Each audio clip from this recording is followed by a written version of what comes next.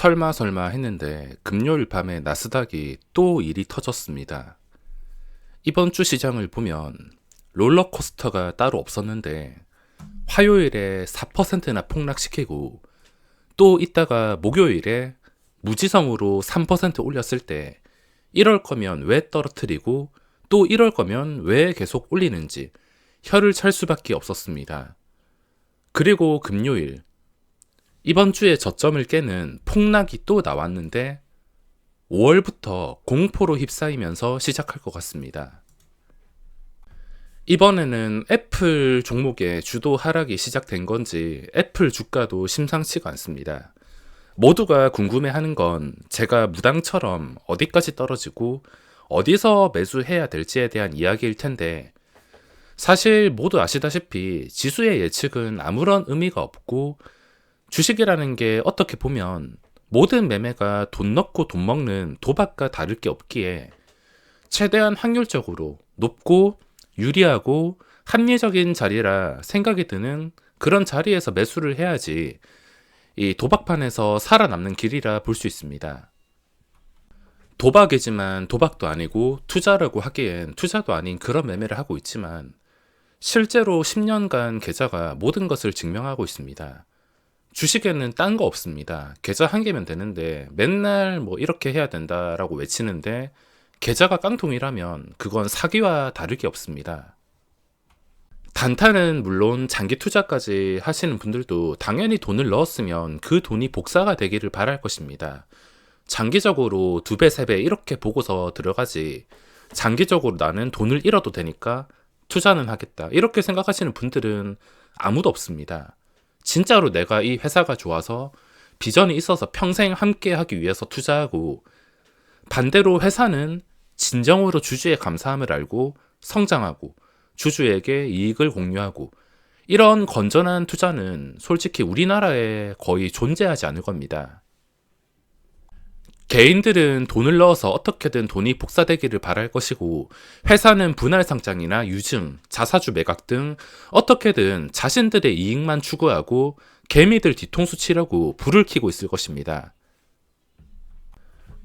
왜 배당 수준도 최악인 K 주식이 욕먹는지는 대기업 분할 상장에 뭐 많은 사건들이 있었으니까 길게 말 안 해도 다 아실 겁니다.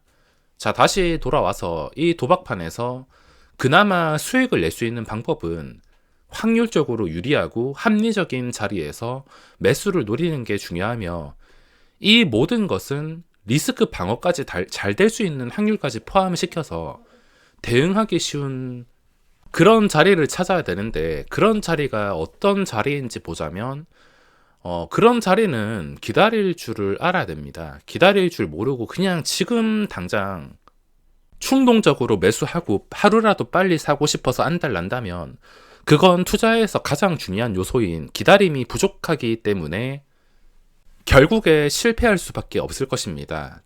저도 어떤 종목을 매수할 때 당장 덥석 매수를 하는 게 아니라 일단 한 종목을 보면은 짧게는 며칠, 길게는 몇 주까지 관찰을 할 때가 있습니다. 계속 관찰하다가 내가 원하는 시점, 내가 원하는 자리, 내가 원하는 그런 상황들이 펼쳐질 때 과감하게 매수를 하는 것이지, 뭐 이 종목 저 종목 아무거나 찾아다니다가 이거 괜찮네, 이거 많이 하락했네, 이 정도면 저점일 거야 이렇게 생각하고 충동적으로 절대 구매를 하지 않습니다. 그런 매매 역시 제가 초기에 내동 매매를 통해서 정말 많이 했는데 그런 매매는 무조건 실패할 수밖에 없었습니다. 저에게는 맞지 않는 매매로 무조건 기다릴 줄을 알아야 됩니다. 지금 증시의 상황을 보면 일단 우리나라 시장 지금 최근 저점인 2600포인트 근처에서 아주 강력한 지지를 보여주고 있는데, 이 자리가 아무리 단단하다고 하지만 이 자리에서 매수를 해봤자 부귀영화를 누릴 수가 없습니다. 언제라도 이게 폭락시킬 수 있는 자리이기 때문에 리스크까지 크게 존재하므로 이 자리에서 매수해봤자 굉장히 까다로운 상태라서 차라리 지금은 우리나라 증시에서 매수를 하고 싶다면 신용잔고를 봐야 됩니다. 무조건. 이 신용잔고는 그 전에 바닥을 알 수 있는 저만의 신뢰할 수 있는 지표이기 때문에 다른 보조 지표를 보는 게 아니라 오직 신용장고만 보고 있습니다. 어차피 외국인과 기관들 공매도 치는 목적이 신용장고를 털어내면서 다시 저점에 주우려는 목적일 것이 뻔하기 때문에 장기적으로 본다면 이게 줄어들었을 때 제가 원하는 수치는 18조 원 이하, 18조 원 이하까지 내려가려면 당연히 지금으로서는 택도 없습니다. 만약에 증시가 더 올라간다면 신용장고는 오히려 23조 원, 24조 원 점점 더 늘어날 것입니다. 근데 여기서 빠지게 된다면 18조 원까지는 당장에는 가지는 못하겠지만 이 저점을 깬 상태에서 4% 이상의 커다란 음봉이 단기간에 2번 정도 나온다면 18조 원까지는 근처까지는 떨어질 수 있다고 생각을 하고 있습니다. 여기서 바로 떨어지는 게 아니라 일단은 깬 다음에 그 뒤에 4%의 커다란 음봉이 2번 정도 나온다면은 그때는 신용장고가 맞춰지지 않을까 생각을 하고 있으며, 물론 그렇게 될 거라는 보장은 없습니다. 근데 매수를 해야 되는 원칙은 그런 시나리오를 만들어 놓고 그런 시나리오로 될 때까지 기다릴 줄 알아야 됩니다. 기다리다가 혹시나 그런 게 찾아온다면 그대로 매수하면 되는 거지, 그런 상황이 찾아오지 않는다면 매수해야 될 필요가 없습니다. 주식을 가지고 계신 분들에게 그런 하락이 나오면 당연히 잔인한 하락이겠지만 지금 올라갔다 내려갔다 계속 피말리는 것을 반복하는 것보다 차라리 매맞을 거 다 맞고 그 뒤에 추세가 다시 저번 상승장처럼 빨리 안정이 되는 것이 어떻게 보면 장기 투자하시는 분들에게도 득이 될 수가 있을 것입니다. 하락은 오래 지속되는 게 가장 무섭습니다. 차라리 매를 빨리 맞고서 빨리 반등시키는 게 좋지, 질질 끌면서 천천히 내린다면 당장에는 이런 식으로 천천히 내리는 것 같지만 그 바닥이 어딘지 알 수 없을 정도로 장기간 주가를 정말 심하게 빼버립니다.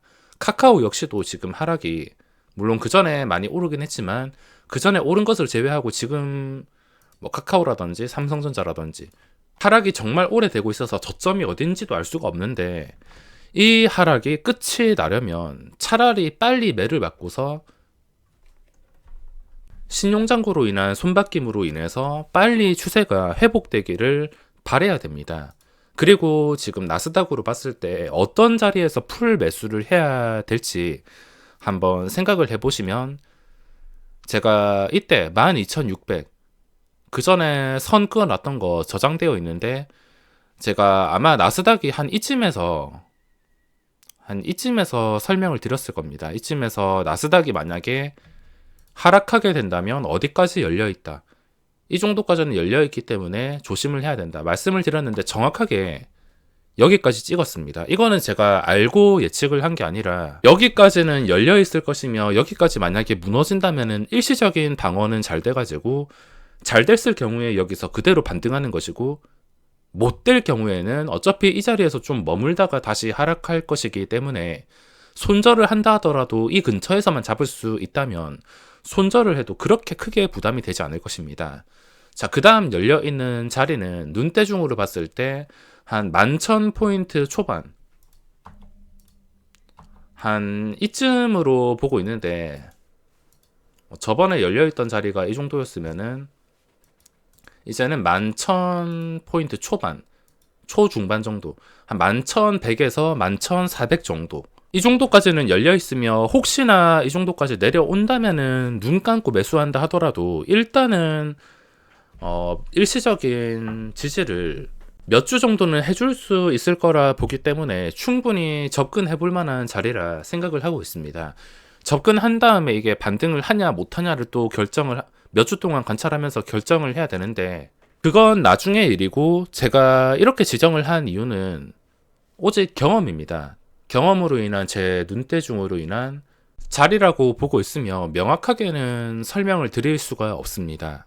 대응하는 것은 일반 종목이랑 똑같습니다. 일반 종목을 봤을 때도 내가 어떤 자리까지 내려오면 또는 어떤 자리에서 지지를 해주면 매수하겠다, 그렇게 생각을 하고 며칠이 되든 몇 주가 되든 기다리는데, 그렇게 되지 않는다면 매수를 안 하면 그만입니다. 내가 예를 들어서 하이스틸이란 종목 뭐 어떻게 되었을 때 어떻게 매수를 하겠다. 이런 식으로 기다리고 있는데 여기까지 안 오면은 매수를 안 하면 그만이고, 혹시나 지지를 못 해주고 떨어지면은 또 매수를 안 하면 그만입니다. 계획대로 안 되면 매수를 안 하면 그만이고, 지금 보는 지수도 마찬가지. 여기까지 안 내려오고서 애매하게 그냥 이 상태에서 계속 왔다 갔다 거린다면 괜히 접근했다가 이렇게 하루 만에 4% 폭락을 맞을 수 있는 자리이기 때문에, 애매한 자리에서 매수를 하는 게 아니라 혹시나 내가 정해놓은 자리까지 내려오게 된다면 그때는 한 번쯤은 찔러 넣어 보겠다, 이런 생각을 가지고 접근을 해야 됩니다.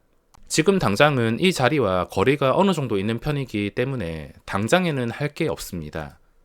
불안한 자리라서 할 게 없으며, 만약에 더 하락해가지고 제가 생각한 시나리오대로 리스크 방어가 잘 되고 합리적인 자리라 생각이 들 때는 그때 다시 한번 영상을 올려드리겠습니다. 5월 시장 불안하게 출발하지만 수익이 없어도 첫 출발을 꼭 잘 하셔야 됩니다. 저도 5월 첫째 주에는 아무것도 안 할 것 같은데, 아무것도 안 해도 출발을 잘한 거니까 천천히 기다리시는 매매를 하시기 바랍니다.